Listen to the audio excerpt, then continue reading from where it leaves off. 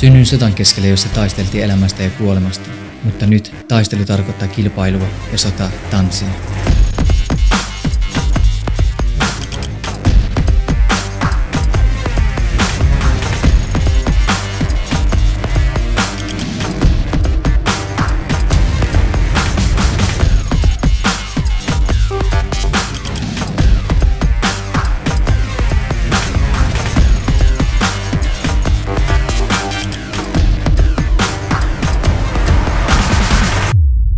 Sanotaan, että kuoleman jälkeen alkaa toinen elämä. Mutta mä heräsin tässä elämässä ja sain uuden elämän.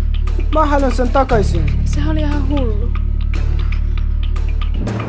Et tuu. No tuun. Ei tuu. Et tuu. Mitäs jos ne on poliisia? Mitkäs hiton tinkerit täällä oikein on? Mitä sä täällä teet?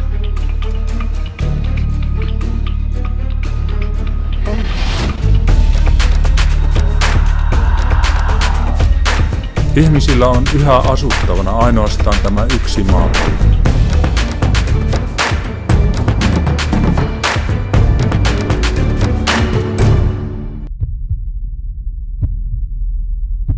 Olenko mä oikeesti näin lapsi? Kai mun. Mitä tämä nyt kertoo? Olit 42 tuntia tajuttomana. Tarkoitatteko, että hän ei muista meitä? Kuinka sinä tiesit, jos olet menettänyt muistis? Se oli 15 vuotta sitten Kabulin pohjoispuolella talvella.